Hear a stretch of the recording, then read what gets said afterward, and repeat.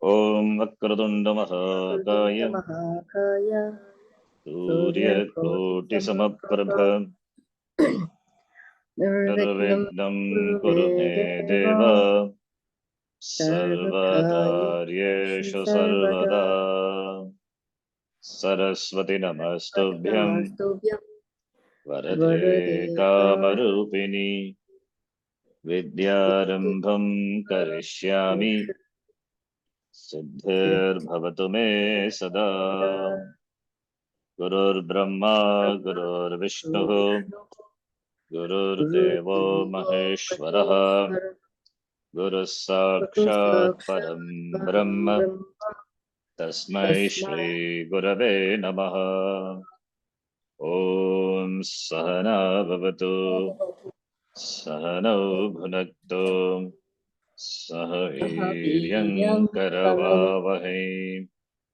Tejasvina Vaditamastu Ma Vidvisha Vahe Om Shanti Shanti Shanti Om Shri Paramatmane Namaha Om Shri Paramatmane Namaha. Atha Tritiyodhyayaha Atha Tritiyodhyayaha. Shri Bhagavanuvacha Shri Bhagavanuvacha. Shloka number 31 Ye me matamidam nityam Ye me madhamitham nityam. Anutishtanti manavaha Anutishtanti manavaha. Shraddhavanto nasuyantaha Shraddhavandho nasuyantaha. Muchyante tepi karmabhihi Muchyante tepi karmabihi. Ye manavaha nityam mama matam me matam anutishtanti Shraddhavantaha nasuyantaha san te karmabhihi muchyante. Those people, manavaha, naraha, manushyaha, me matam, mama matam, my vision, my teaching, those who follow, without finding fault, anasuyantaha, shraddhavantaha, having complete shraddha, faith in what I teach. Those who follow my teaching, they muchyante, they become free from what? Free from karma bihi muchyante. They become free from the hold of all the types of karma pala, prarabdha karma, agami karma, sanchita. They become free and therefore they get moksha. So when they follow my teaching is jnanam. What that means is karma yoga. So those who follow, they become free from this samsara. They api karma bihi. Karma alone binds a person in the form of binds a person to samsara in the form of janma, marana, ityadi, taking different sharira, bodies, having different parentages, and then further doing karma, etc. So karma is a cause for janma. Karma is a cause for janma, marana, ityadi, the samsara chakra. Therefore, that karma will go away only when aham akarta iti jnanena, only by that jnanam alone. That is jnana karma sannyasa, sarva karma sannyasa. That is what sannyasa is. So therefore, for moksha, jnana is the means, and jnanam is in the form of Aham Atma Akarta Abhokta. So when Atma is Akarta Abhokta, then how can karma can bind the Atma? Karma pala can bind the Atma. Atma is Akarta, therefore Abhokta. Cannot do, therefore cannot enjoy. Cannot be the enjoyer, then karma pala for whom? Therefore they become free from the hold of karma pala. Therefore te karma bihi muchyante. Now let us continue further. So Vedanta Upanishad gives jnanam, it's a pramanam. Therefore, having Shraddha in the Shastram as the pramanam, Astikya Buddhi, Shastre, Pramanya Buddhi, Astikya Buddhi, that Shraddha is required. Therefore, Shraddha meaning Vedanta, accepting Vedanta as the pramana, that is Shraddha. Shastreshu,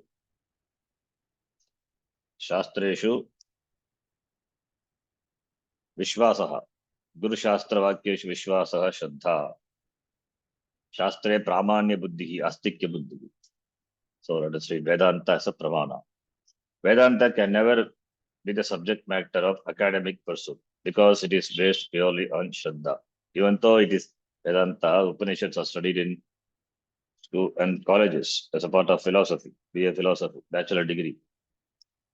There, Shraddha and all, it's not required, not mandatory. It is because it is academic study, not for moksha. It is not studied for moksha. It is for getting some academic degree, purely academic pursuit. For purely academic pursuit, Adhikari also need not be a mumukshu. Adhikari is different. Adhikari Vedaha asti. Therefore, Adhikari need not have Shraddha and all, because the pursuit is academic.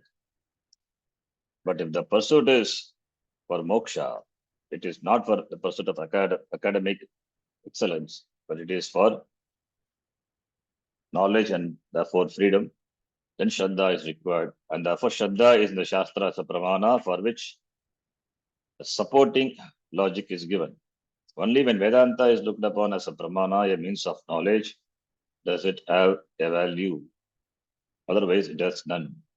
Otherwise, Vedanta has no value. It is not looked upon as a pramana. When you say Vedanta is a pramana, you have no way of proving it that it is not a pramana. Because one pramana cannot be displaced by another pramana. Therefore, the Vedanta as a pramana is very tight. It's got a very tight logic. How do I accept Vedanta as a pramana? We cannot ask. It's a pramanam. As we accept other pramanam, as one pramanam cannot dismiss the other pramanam. When I say Vedanta is a pramanam, this pramanam cannot be verified by other pramanam.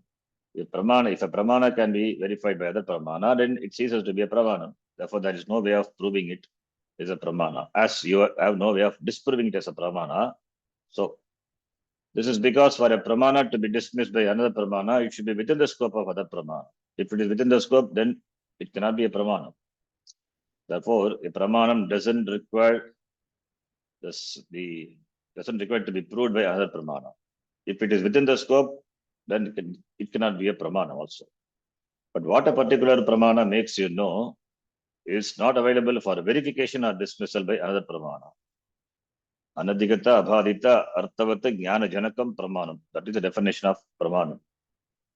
Therefore, anadhigata, not covered by, doesn't have the scope. Other pramana doesn't have the scope of covering the Shastra pramana. Abhadita, not dismissed, cannot be dismissed also. Then only the pramana. So for what Shastra reveals cannot be verified, cannot be dismissed also by other pramana. For example, when I see an object as yellow and it is really blue, only the eyes can disqualify. When I saw as wrong, I may still see the object the same way, but the eyes alone have to say, not the ears, that it is not blue, yellow, it is blue. Due to some problem in the eyes, they may not be able to see it as blue. No other pramana has a scope here. You cannot confirm it by other pramana, ears or nose. Since no other pramana has a scope here, therefore, and this color is perceptible only by the eyes. Therefore, what perceived by the eyes, even if it is a wrong perception, cannot be disqualified, by other pramana. No other pramana as a scope. Once a pramana is accepted as an independent pramana, then it has to prove itself as a pramana as a means of knowledge. So here only we have to give a chance to the pramana. That is what is called Shraddha. For it to do so, you have to give the pramana a chance. If you don't give the pramana a chance and right away if you dismiss it, that is Ashraddha, not having Shraddha in the pramana. So Shraddha in pramanam is what is called Astikya Buddhi. So if you don't give the pramana a chance, you should not talk against it.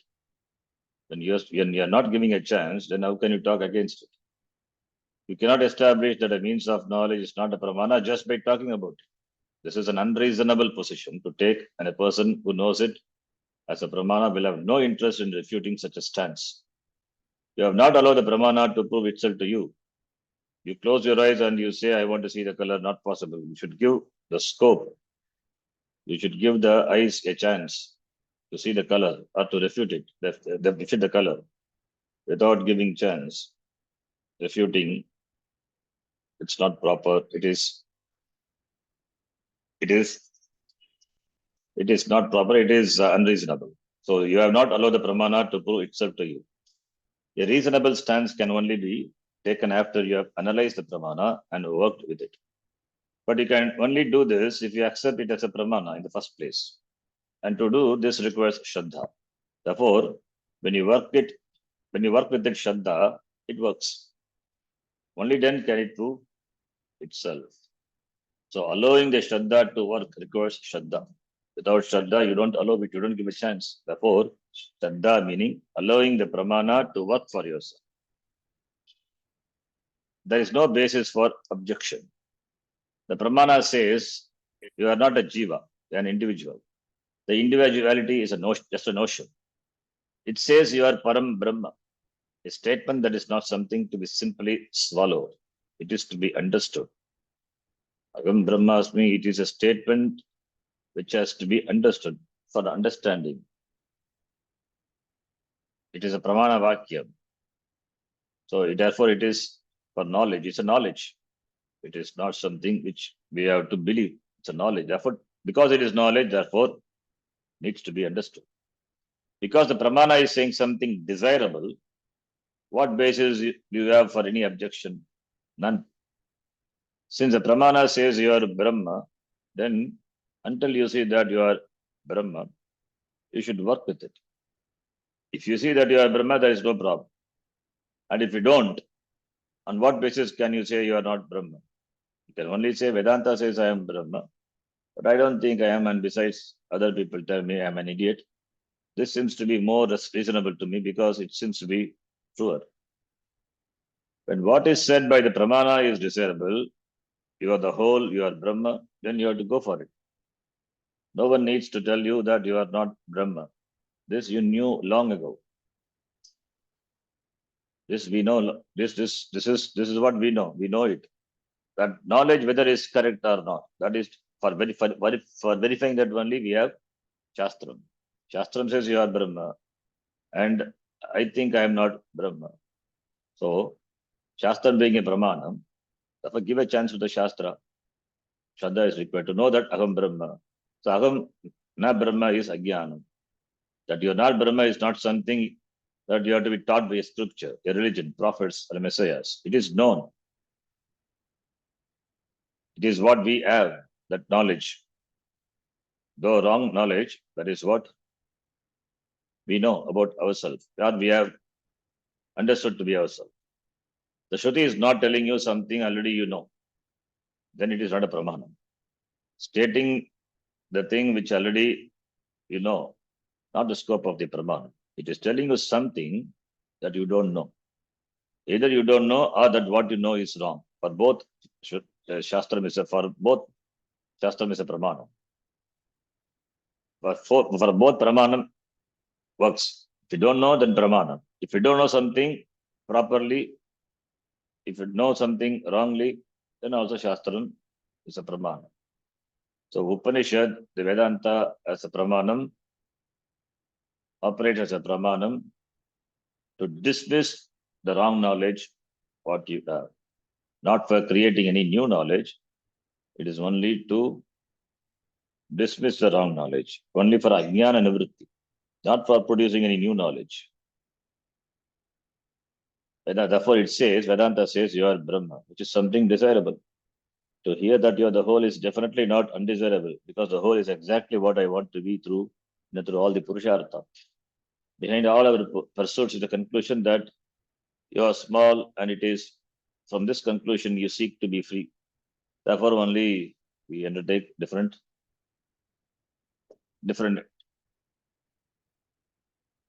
Purushartha. We work for different Purushartha, we try to accomplish different ends, finally to become free. Therefore, the Shruti tells you that you are already free from being small. Therefore, you have no basis for saying what the Shruti says is wrong. You cannot prove that you are not Brahma. If you could, then Brahma would be within the scope of perception and inference, which it is not. If we can prove that you are not Brahma, how by other Pramana, then Brahma comes within the scope. Therefore, Shastram ceases to be a Pramana. Therefore, perception and inference are the means of knowledge available to me, the subject, the Atma, whose essence is Brahma. So perception and inference are available to Atma, whose in essence. Therefore, how can perception and inference know Atma? It's not possible. Atma is not available for perception. It is not an objective knowledge. Atma is Brahma. Because Atma is not an object to be known by perception or inference. Perception and inference are by dismissing other Pramanas also. Therefore, you cannot prove that the Atma is not Brahma by any of these Pramanas. This is why Shraddha in the Shruti as a Pramana is necessary. And because you have to understand what the statement Tathatatam Asi is to be able to know it, you must go to someone who knows a teacher. You may say that if a teacher can come to know, then you also should be able to figure it out. But the teacher came to know because he or she had a guru. And that guru came to know because he or she also had a guru. So like this, it goes on. And right back to the first teacher, Adi Guru Dakshinamurti. Lord Krishna said, by me alone, it was taught in the beginning. So here, Bhagavan Krishna, Pura Prokta Mayanaha, Adu, taught in the beginning. And it works. If you're Shraddha in the Shruti as a Pramana. Shraddha, therefore, is an attitude that enables you to say the words are true. The understanding alone is not proper. Therefore, giving the benefit of doubt to the Shastram, allowing the Shastra to work, that having Shraddha in the Pramanam, that's called the Shraddha, allowing the Pramanam to work. That is Shraddha. Giving some provisional acceptance. Later it can be accepted. So in the beginning it is pending understanding. Later it is, once we understand, then the Shraddha in Pramanam becomes unshakable. Pramanam, therefore it is not a belief. Therefore, my understanding alone is not proper. So that's why Shastram is given a pending understanding. What the Shastram said to, that is given a pending understanding. So my understanding is not proper. What the Shastram says must be true. That is Shraddha. If the Shraddha is not there, then you will give it up in the beginning itself, saying I have studied so many Upanishads. I have concluded that Vedanta is just another truth. Upanishads say you are Brahma. Other scriptures say that you are not. Which should I accept? These are all speculations. The very Upanishads themselves are contradictory. Yes, there are some contradictory statements, but those statements have to be analyzed and these contradictions have to be resolved. That is done. The Brahma Sutra, Tattva Samanvaya. So the very Upanishads themselves are contradictory, seemingly contradictory, but not real. In this way, you can dismiss it all because of a lack of Shraddha. Without Shraddha, confusion is inevitable. While writing an introduction to the translation of Shankaracharya's Brahma Sutra Bhashya, the author, who had translated it as part of the Max Muller series, wrote that Shankara did not know the difference between Brahma and Ishvara. It's what a blasphemy. He based his conclusion on a few passages saying that where the word Brahma appears in the text, Shankara uses the word Parameshwara. Where the text says Parameshwara, uses the word Brahma. Translations by such people are very dangerous in that they totally miss the point.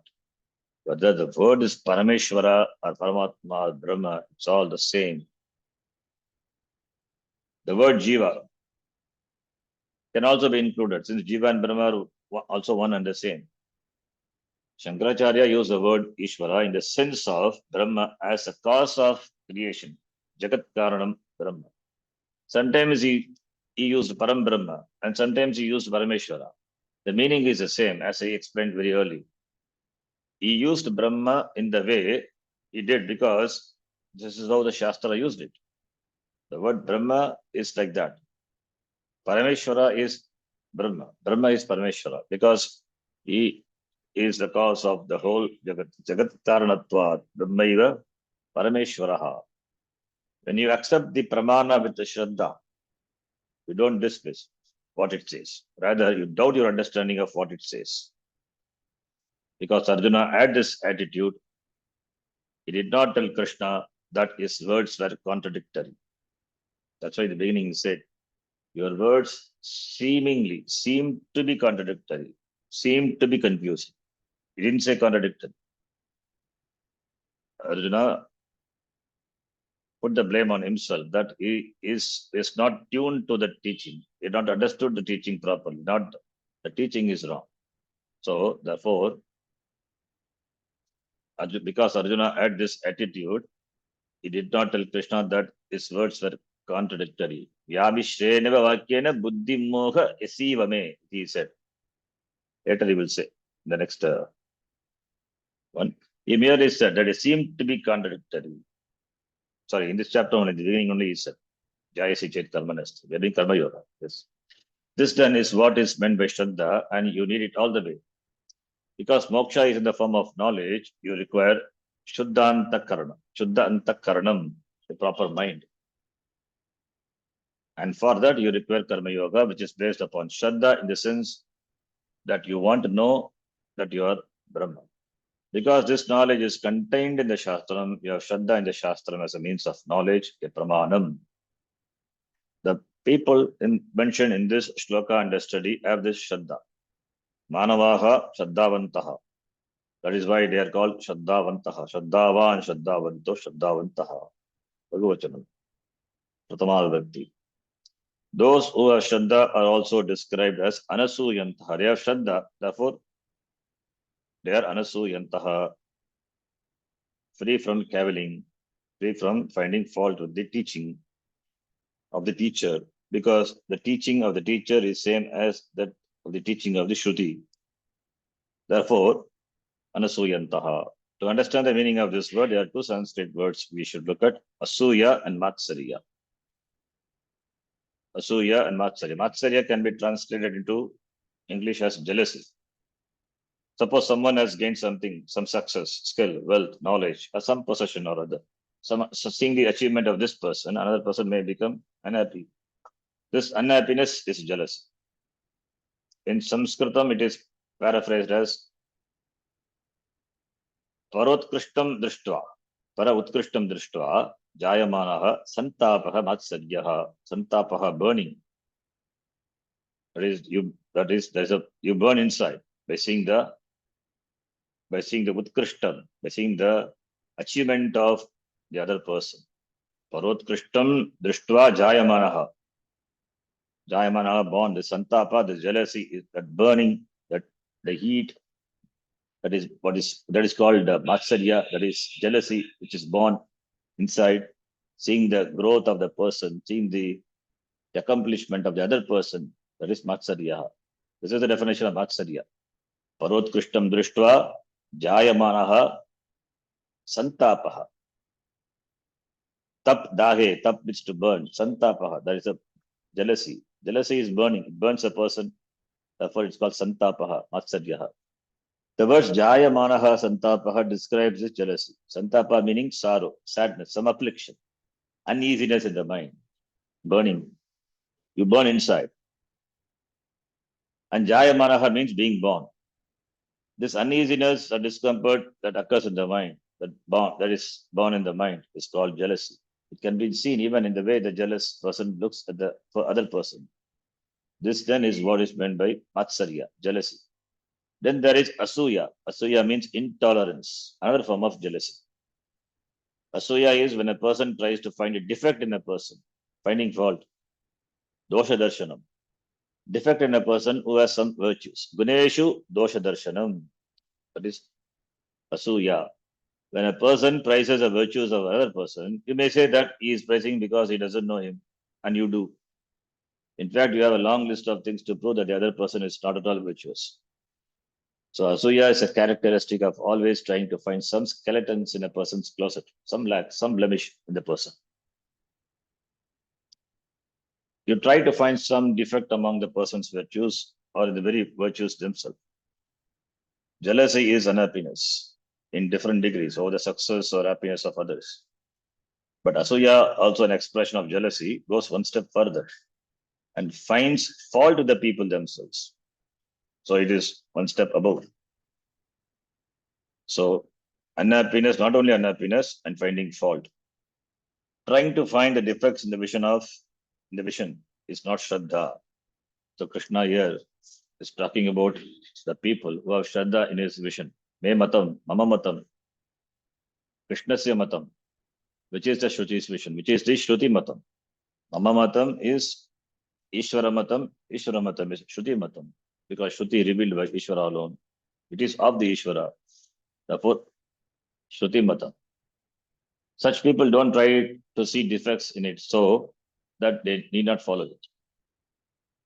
Those who attempt to find defects in the Shruti always try to justify that what it is saying is not true. But this justification is also backed by a prior conclusion.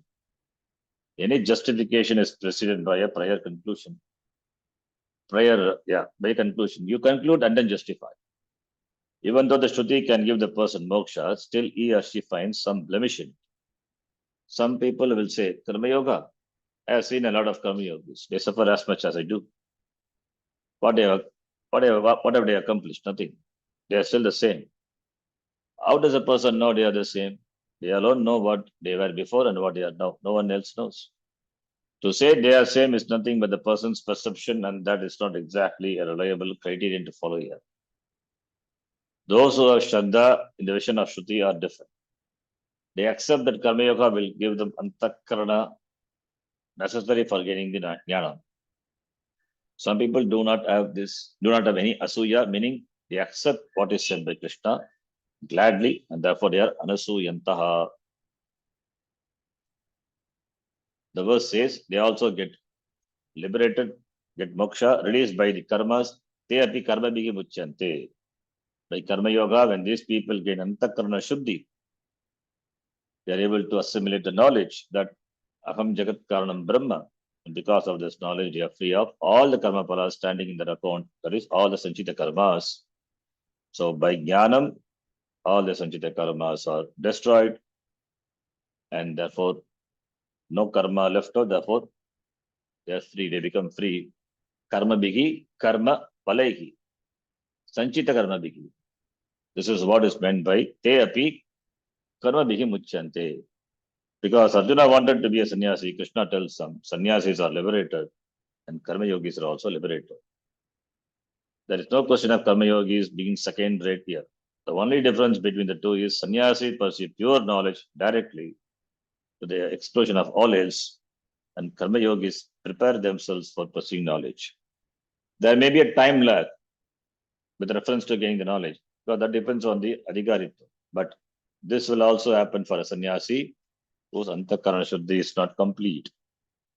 Therefore, the point here is the knowledge has to be gained. Karma yogis are also mumukshus. They also gain moksha. Moksha is not gained by sannyasis alone. Without giving up karma, karma yogis as well as sannyasis are liberated from all karmas. Thus, the api, when taken to be mean also, can create confusion. That's very important.